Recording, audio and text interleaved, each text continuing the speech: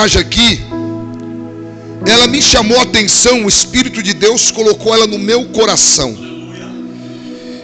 O que me chama a atenção nessa passagem aqui é que a mulher da história não tem nome, o marido da história também não tem nome, os filhos dela também não tem nome, mas essa mulher tem uma história.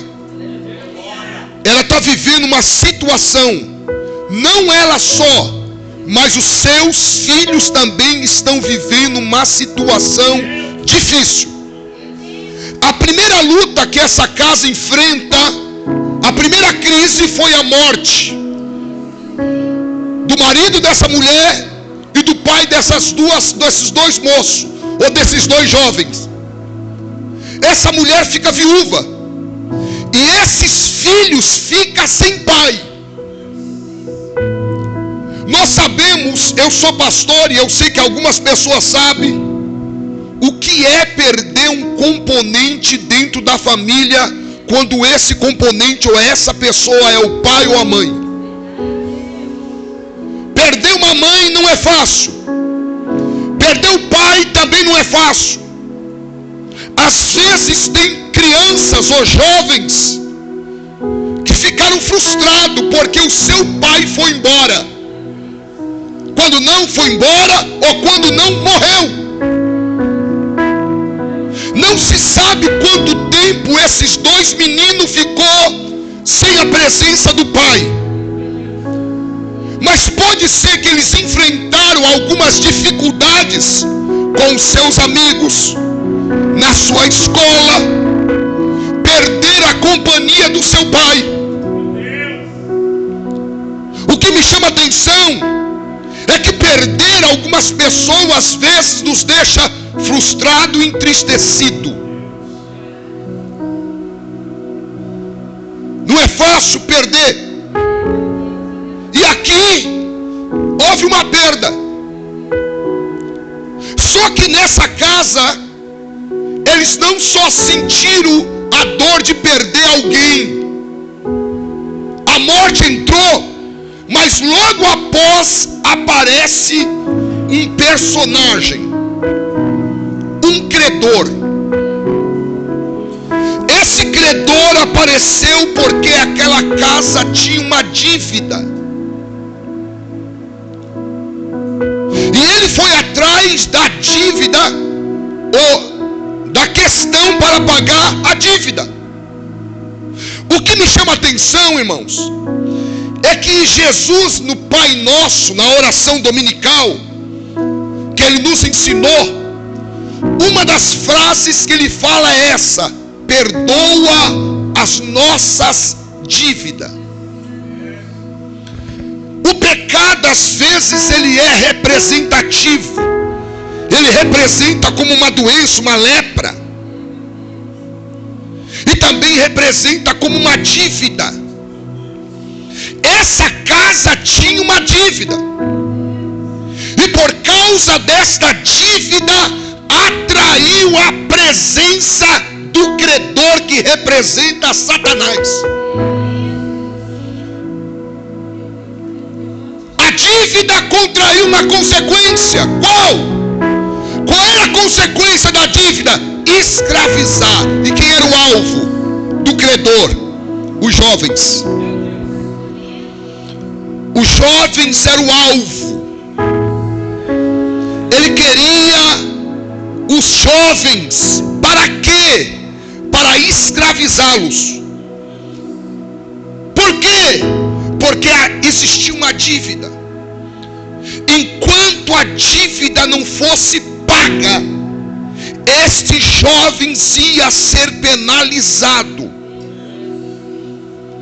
eles iam ser escravizados até que a dívida fosse saldada.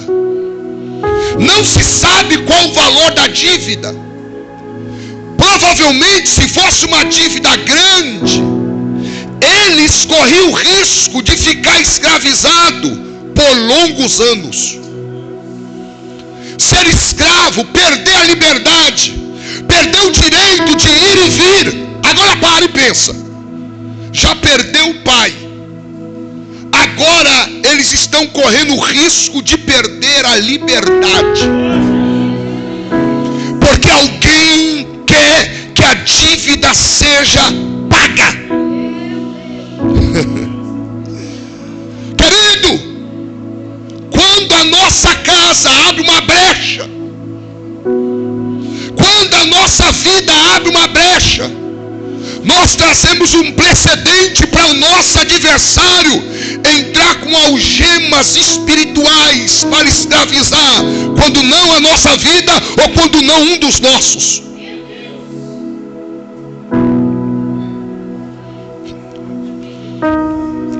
O que me chama a atenção aqui, irmão,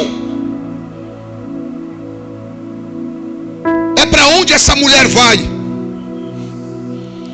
Lembrando que é uma dívida. E o caso dessa dívida era dinheiro. Mas para onde ela vai? Para resolver a questão da dívida.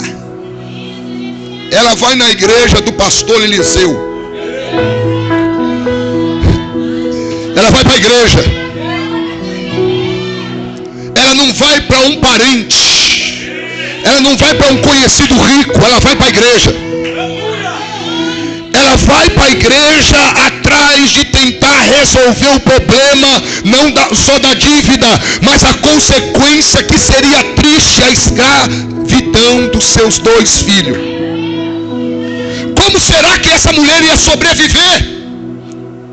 Querido, existem questões que você resolve ela num bom advogado.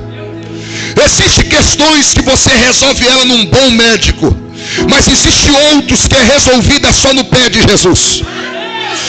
Não tem outro lugar. Existem questões que são resolvidas só nos pés de Jesus Cristo. O que é interessante é para onde a mulher vai. Ela vai falar com um profeta, que no caso, ele era o líder dos profetas, era o pastor dos profetas. Lembrando que o marido dela era um profeta, filho de profeta, discípulo de profeta. O que me chama a atenção é que ele parecia ser o crente da casa. Mas quando ela vai até lá, a igreja, ela fala: meu marido, que te servia, ele temia Deus. Ele morreu. E agora a minha casa está sob tensão. Há um adversário querendo escravizar os meus filhos. O que eu faço?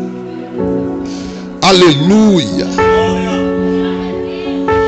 O que pode ser feito? João, na sua epístola, fala assim: pais, vocês venceram o mundo. Jovens, vocês já venceram o maligno.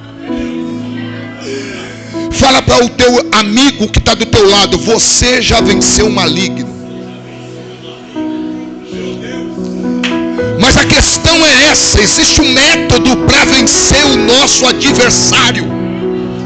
Existe uma forma que vence ele.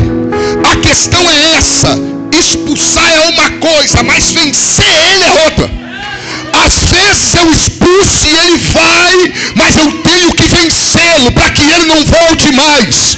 E o que Deus quer nesta noite é te dar argumento, te dar disposição para fazer você vencer o teu adversário.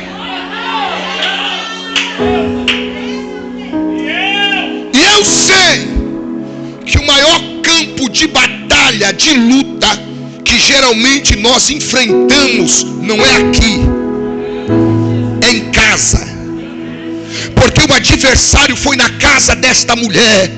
E às vezes o nosso adversário vai na nossa casa, ameaçando a nossa liberdade, ameaçando a liberdade do teu filho, ameaçando a liberdade da tua casa.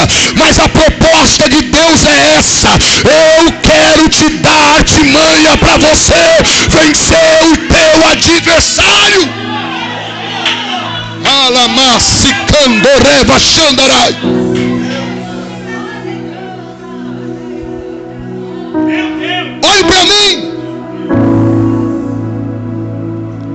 mais coisas pode ser resolvida em um lugar como esse.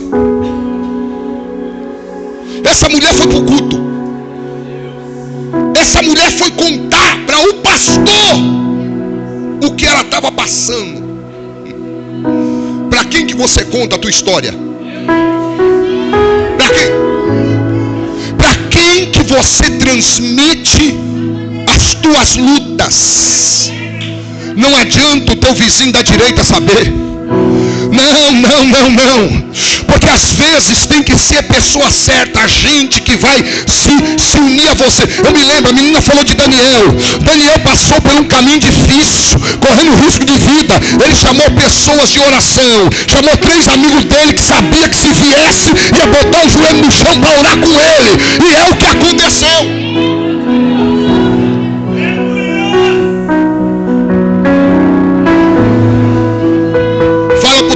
Não enfrente as tuas lutas só. Mas quando for para dividir, divide com a pessoa certa. Por quê? Porque às vezes nós desabafamos para a gente errada, que não vai somar em nada. E de vez somar, às vezes vai espalhar a tua história, vai manchar o teu caráter. Ela foi falar com o pastor a respeito da ameaça. Repito, a liberdade dos filhos estava em jogo. O que me chama a atenção é que Eliseu pergunta para ela: o que é que você tem em sua casa?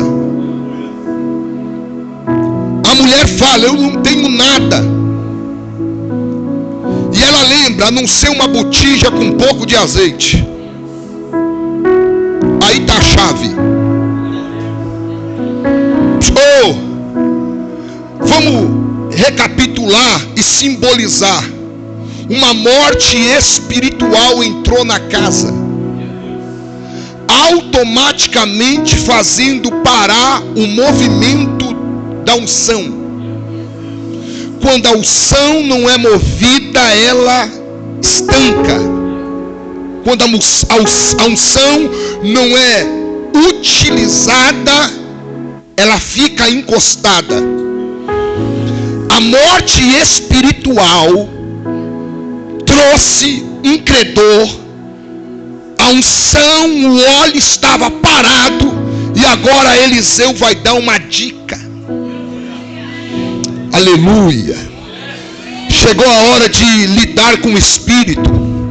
Chegou a hora de lidar com a unção.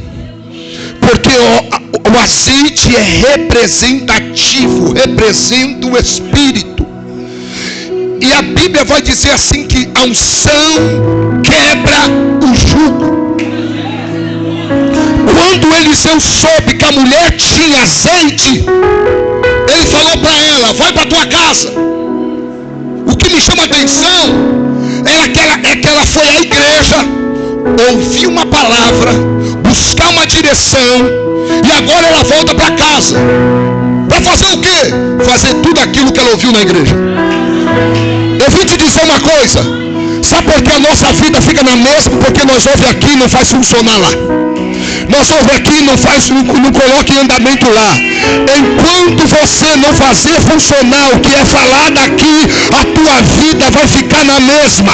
Mas se você ouvir daqui e fazer funcionar lá, eu vou te dizer, vai ter mudança lá. Vai ter mudança lá. Eliseu deu uma lição de casa, uma tarefa.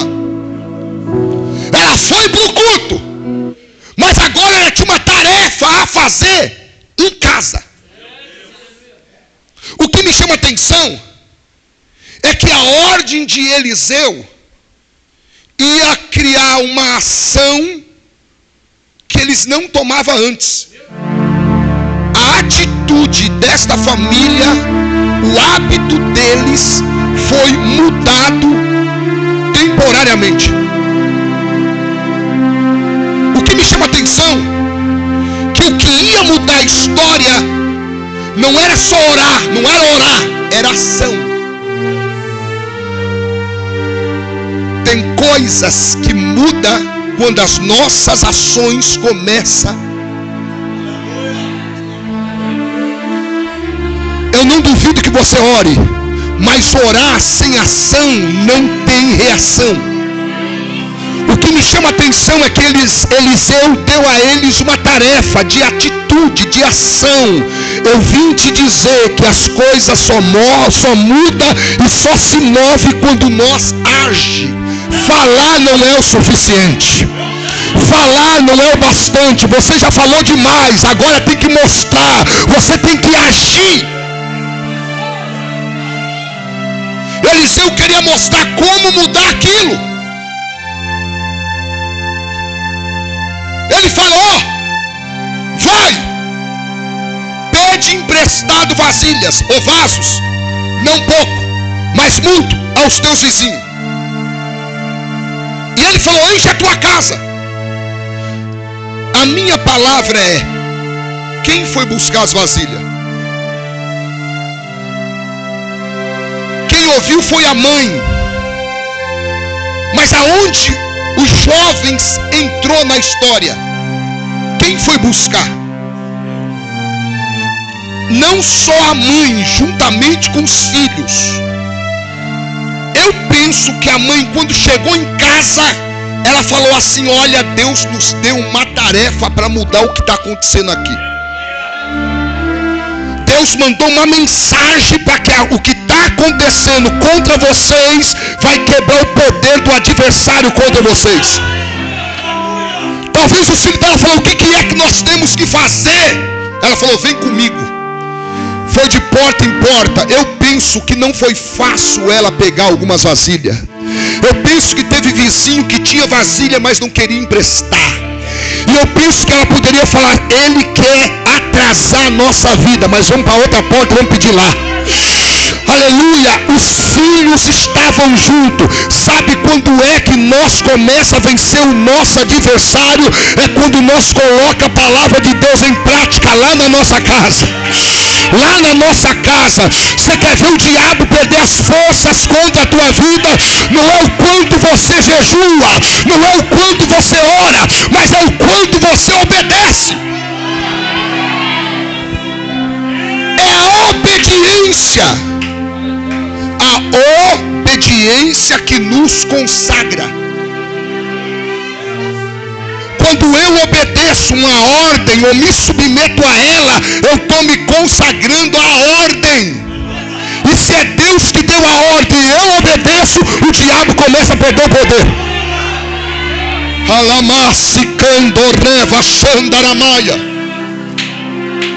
O que me chama a atenção aqui é que temporariamente essa casa teve um movimento que não tinha antes. Essa casa começou a fazer uma coisa que não fazia antes.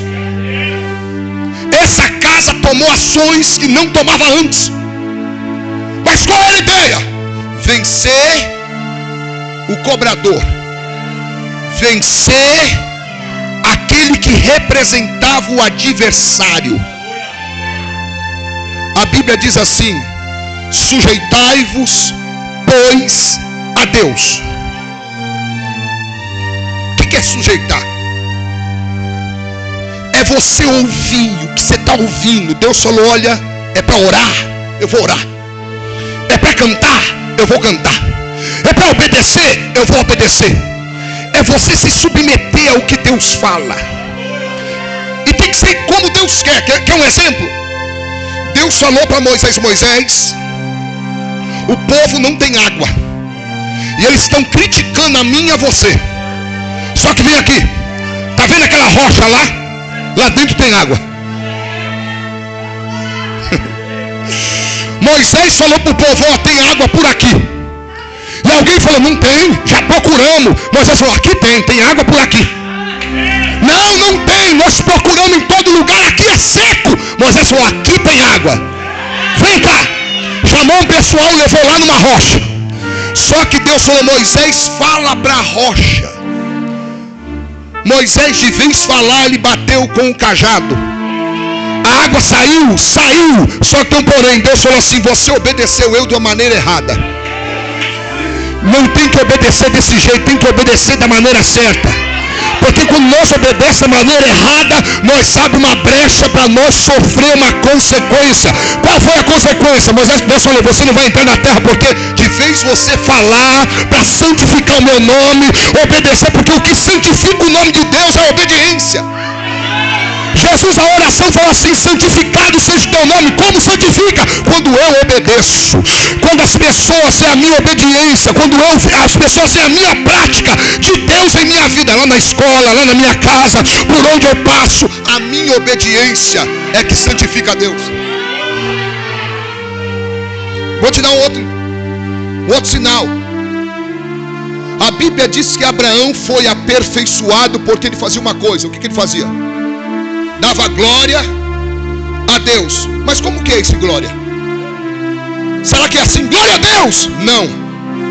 Deus falou assim: Abraão, pega o teu filho, teu único filho, sacrifica para mim.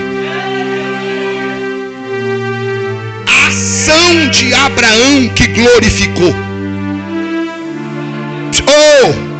Às vezes nós damos glória com os lábios, mas não damos glórias com ação. E a glória com ação é mais poderosa do que glória com o lábio. O diabo não tem medo da minha voz quando eu falo algumas vezes, mas ele tem medo das minhas atitudes. As minhas atitudes que desencoraja ele a agir. As minhas atitudes, o meu comportamento é que coloca ele em xeque contra a minha vida. É a minha atitude. O que ia mudar esta casa? A atitude, a ação. Como é que você tem agido lá? Jovem, como é que você tem agido? Na onde a ação desses jovens falou mais alto? Não está na Bíblia. Estou conjecturando. Quando a mãe falou, provavelmente eles falaram assim: Deus falou isso? Eu vou obedecer. Deus falou, mãe, para nós fazer isso? Vamos lá, eu vou fazer com a senhora. Querido, quando nós obedecemos a ordem de Deus, dada por Deus, através do teu pai e da tua mãe, ainda que parece ser pesada, ainda que não te dá vontade de fazer, mas se você obedecer, o diabo começa a perder campo. O diabo começa a perder campo na nossa casa, na nossa vida. Aleluia. Essa família estava em ação. Está aqui uma casa que estava em conjunto, trabalhando em conjunto para vencer um adversário que queria escravizar.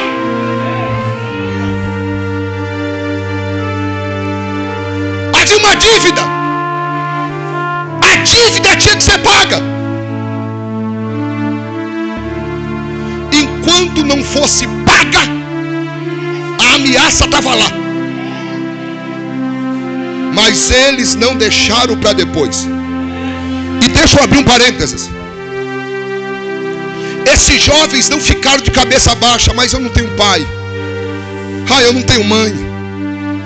Querido, eu falei para uma pessoa esses dias atrás, porque ele veio me contar uma história, que ele ficava triste porque aconteceu uma fatalidade da história dele, a respeito do pai dele. Foi uma história muito medonha e triste.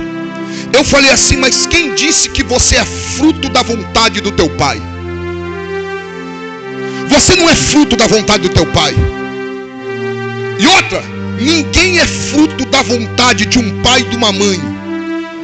Às vezes você fala assim: olha, eu fiquei sabendo que a minha mãe tentou me abortar, eu sou amargurado por isso. Eu fiquei sabendo que meu pai me rejeitou, eu sou triste por isso. Meu pai nunca disse que me ama, eu sou amargurado. Mas quem disse que você veio para este mundo pela vontade do teu pai e da tua mãe? Primeiramente, se você fizesse uma análise do corpo humano, o corpo humano é algo complexo, que nem o cientista consegue entender como funciona o corpo. Se você for perceber, a tua concepção tinha tudo para dar errado. Por quê? Porque o agente, a matéria-prima é tão pequena pequena a semente, é tão pequena que não se parece com nada, nem com um ser humano, mas ela é tão pequena, mas dentro dela está todo condensada ali, determinada a cor da pele, a cor do teu cabelo, a tua altura, aleluia, a tua dentição, está tudo ali dentro de uma pequena semente que teu pai transporta para um óvulo que nasce dentro de uma barriga e vai passando por uma metamorfose, por uma mudança. Os cientistas não conseguem entender como é que um negócio tão pequeno gera ossos, gera cabelo, aparece, ninguém consegue falar. Aí você acha que você é fruto de quem? Aí Deus vem falar com um homem chamado Jeremias. Deus abre um leque para ele que não abriu para ninguém. Deus fala: antes que você nascesse, eu te conheci. Antes de você ter sido formado no ventre da tua mãe, eu te dei como profeta. Sabe o que Deus está falando? Você não é uma matéria e um desejo de um alguém, você é o desejo meu. Tinha 4 milhões lá correndo para o mesmo lugar, mas eu coloquei os meus olhos em você, eu vi você antes de você chegar lá, e eu fiz que você chegasse lá e você nasceu. Oh, nós não estamos aqui porque alguém quis. Porque o ser humano pode até criar o físico, mas quem é que tem a capacidade de criar a alma? O que é alma? O que é o espírito? Só alguém que tem espírito pode gerar espírito. E esse alguém é Deus. Você acha que você é fruto de alguém? Não. Você é fruto de Deus. E por você ser fruto de Deus, vai ter livramento para a tua vida. Vai ter livramento para a tua casa. Mas como? Me ajuda. Chegou a hora de falar menos e agir mais. Nós fala demais e não age nada. Eu repito, o que muda é atitude, ação. Estes jovens vestiram a camisa. E olhe para mim. Quer ver ter um lugar hoje em dia de distração? É em casa. Na tua casa, o videogame vai te chamar. O celular vai te chamar. As redes sociais vai te chamar. Os filmes, Netflix. Agora a ideia é maratonar. Vai te chamar. Só que em meio a tanto chamado tem o de Deus. Deus também está te chamando. Para quê? Te dá uma tática. Para quê? Para vencer o teu adversário. Para quê? Para você não ser escravizado nem escravizada. O teu adversário quer escravizar, porque é uma dívida. Aleluia. Pastor, o que eu faço com a dívida? Aí não é eu que falo. Quem vai falar é Paulo. Olha o que Paulo vai falar aqui. E eu vou ler aqui na carta dele, do que ele fala aos Filipenses.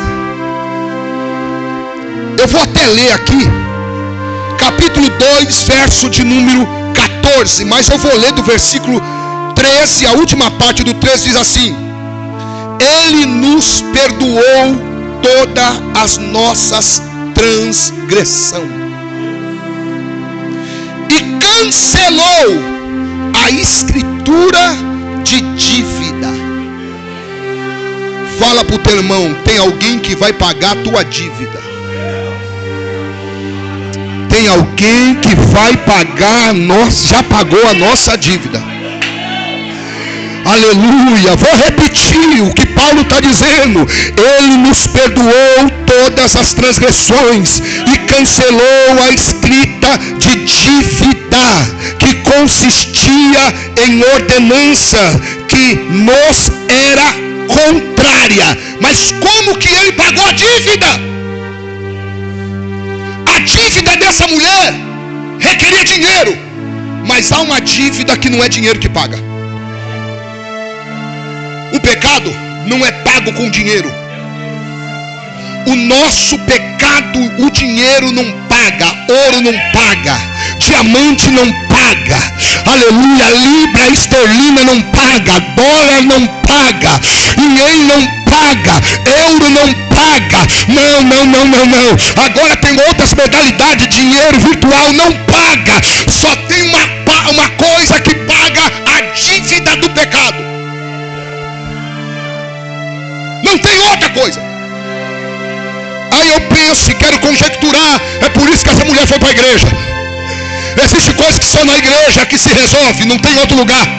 Não tem outro lugar, ainda mais na questão de pecado, porque não é qualquer instituição que fala dele. Do que adianta você pagar a tua dívida diante de um banco?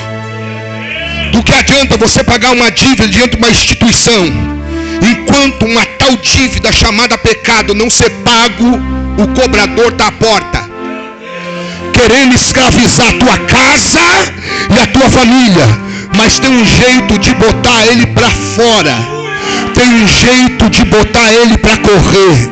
Jesus falou nas suas palavras: se vós me amar, guardarei as minhas palavras, e eu virei e me manifestarei a ele. Só observando a palavra de Deus, como eu observo, colocando ela em prática. Quando eu coloco em prática, sabe o que acontece? Jesus aparece. Por que as pessoas querem ver ele e não conseguem? Fala, eu quero ver Deus. Por que não vê? Porque você não colocou a palavra em prática. Só pode ver Deus quem coloca em prática a palavra. Ela só pode ver o milagre da multiplicação porque ela colocou em prática a palavra que o pastor dela, chamado Eliseu, falou na igreja. Quer ver Deus aparecer na tua casa? Quer ver? Como que Jesus pagou? Ele a removeu, pregando-a na cruz e tendo despojado os poderes e as autoridades, fez deles um espetáculo público, triunfando sobre eles na cruz. A dívida foi paga. Sabe como? Com alguém morrendo. A última palavra de Jesus na cruz, tetelestai, foi o que ele falou. Ele estava gritando uma coisa: está consumado. Em outras questões, está pago. Está pago. A tua dívida foi paga. O credor não tem mais direito sobre a tua casa. O credor não tem mais direito sobre a tua vida. Por quê? Porque alguém pagou a dívida. Essa dívida que nós lemos da mulher, o dinheiro pagou. Mas a dívida que nós temos a respeito do pecado, da dívida do pecado, é só Jesus que pagou ela na cruz. E você sabe como que foi. Querido, talvez você já viu algumas encenações